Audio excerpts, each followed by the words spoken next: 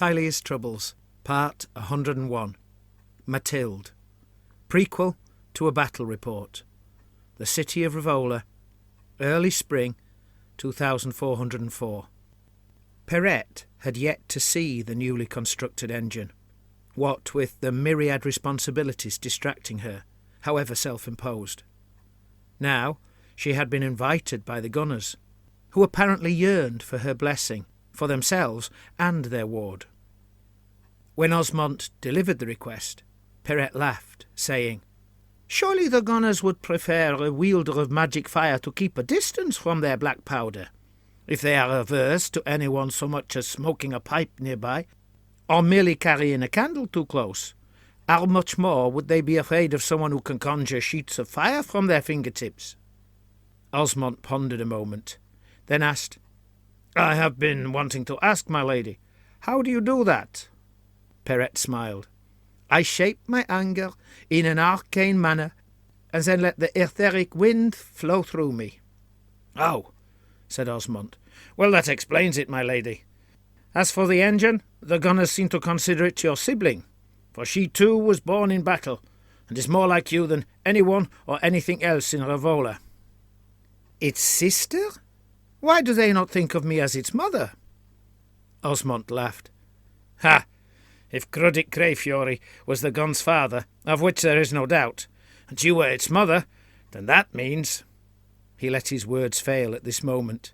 At first Perette feigned disgust, but then, as if she were warming to the idea, she said, "Well, he is very distinguished-looking for a dwarf."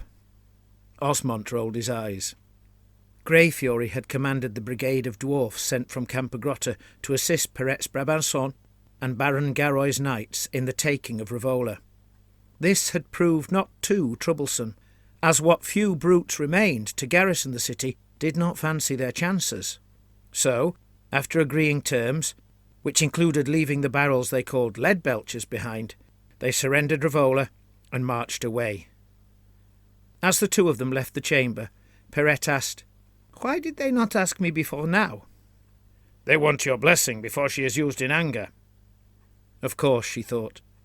A Ratman force was currently approaching Ravola, which could arrive in the morrow. They had first appeared in Codropio, emerging from the ground like streams from springs, to gather in strength like a river, albeit a filthy one. They had then secured the bridge quickly, ensuring it could not be held against them, mustered their force, and advanced across it. "Oh, and my lady," continued Osmond, "they want you to name her too." "I thought she was already named," said Perette. "I was told bloody barrels."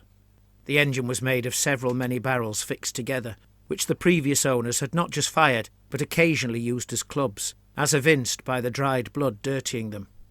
"That is but a nickname. They want her to have a real name, and a lucky one. Who better to choose than her famous sister?" Considering the engine could play a vital part in the city's defence, Perette did not want the gunners to feel in any way dispirited or unlucky. Ratmen were renowned for swarming, like their smaller cousins, which meant the defenders of Ravola would need the sort of weapons which could pour destruction upon them. When she arrived, the first thing the engine's attendants asked Perette was what she thought of their piece. "She is an ugly child," she said, looking it up and down. "But war is rarely pretty." "It might seem obvious, but tell me anyway. What can she do?" "We can fire 3 barrels at once," said the fellow standing closest to it, "and if that proves insufficiently discouraging, we can fire the other 3 immediately after."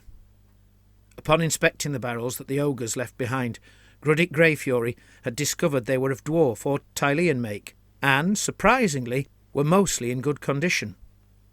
Declaring it would be a shame to waste them, he delayed his march back to Campogrotta, tarrying just long enough to build a double-wheeled carriage from what he could find in the city, upon which he mounted the soundest of the barrels craftily, and, it was hoped, securely.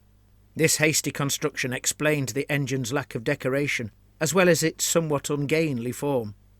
Once completed, Gry Fury promised only that his engine would deliver as much of a blow as a company of ogres could have achieved in battle, blasting the foe with an exactly similar amount of hot lead, although also admitting it would not be anything like as mobile. Perette could see his point concerning mobility. The engine looked as easy to move as a boulder on a sled. She had no doubt it would happily trundle down a slope, but getting it up the steps to the battlements was going to take some doing. "Is there still sufficient time to mount her?" she asked, voicing her concern. "Oh, yes, my lady," said the engine's attendant. "We have everything prepared. Gry Fury showed us how to dismantle and replace the barrels. He even has us practice. That way there's only the carriage to haul with ropes and pulleys, as each barrel can be carried by 2 or 3 men." "I'm impressed," said Perette, as she walked over to the engine to inspect it more closely. She had seen such barrels used in anger. Indeed, she had tasted the fear they could induce. The ogres at Campogrotta had had lots of them, so many, in fact, that the first assault had failed because of them. She herself had witnessed a multitude of their gaping black muzzles during the first tentative foray over the rubble. Thankfully, no one chose to approach any closer.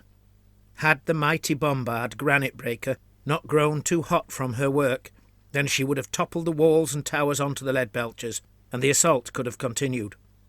But without the venerable bombard's aid, the attackers had sensibly chosen to withdraw and let the night's air cool granite breaker, determined to try again another day.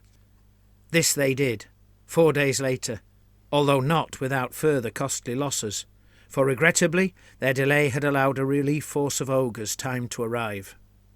"I take it then," said Osmond in a cheerful tone, "that all of you will be putting your money on this engine and not the trebuchet."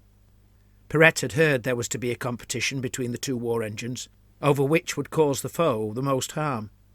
The trebuchet had been found intact upon the main tower of the southern wall, having been used 3 years earlier by Lord Giacomo's defenders when the ogres had first captured the city.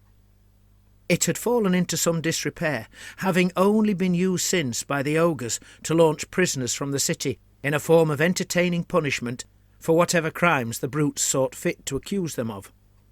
No dwarf was needed, however, either to guide or assist in its repair, as several Brabanzon possessed considerable experience of such engines, and they had got it back to full working order 2 days before Gry Fury's engine was completed.